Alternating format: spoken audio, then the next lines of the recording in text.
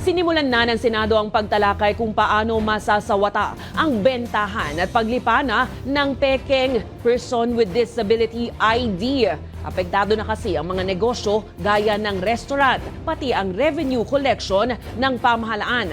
Isa sa mga isinusulong na agarang solusyon ang pagre-require ng QR code sa mga ID at pagbuo ng PWD database sa bansa. Pilotong bulag at mag-asawang may conjugal umanong disability.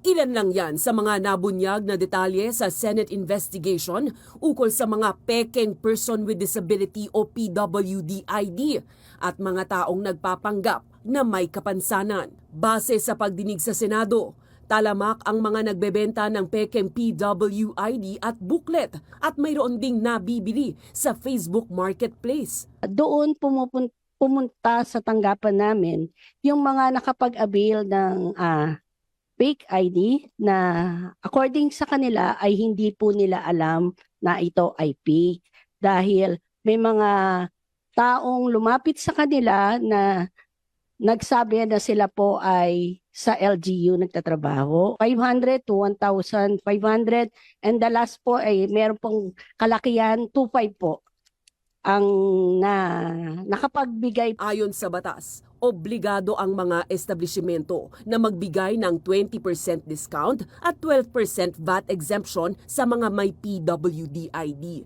Sa datos ng Department of Health, may 1.8 million registered PWD sa bansa. Pero sa pagtataya ni Ways and Means Committee Chairman Senator Sherwin Gatchalian, posibleng aabot sa 8 milyon ang nagkalat ngayong pekeng PWD ID. Ayon kay Gatchalian, nalulugi tuloy ang pamahalaan dahil sa hindi nakukolektang value-added tax o buwis. In terms of tax leakage, 110 billion, are supposed to go to the government. No? But 88 billion of that is illegitimate because the source is obviously from illegitimate or fake PWD card. Ang restaurant industry naman, umaaray na dahil mahigit 4 na beses ang naging paglobo ng mga PWD claims. We detected about 5% of our sales affected by PWD discounts.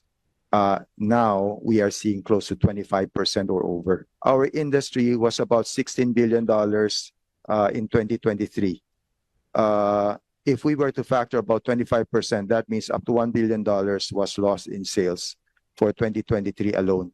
Ayon sa grupo ng mga restaurant owners sa bansa, maganda ang layunin ng batas para tulungan ang PWD. Pero kung hindi mapipigilan ng pamamayagpag ng bentahan ng pekeng ID, mapupwersa silang magtaas ng presyo at sa huli ay ang mga totoong may kapansanan ang magigipit. It's not uncommon for us to have a table of 10 people.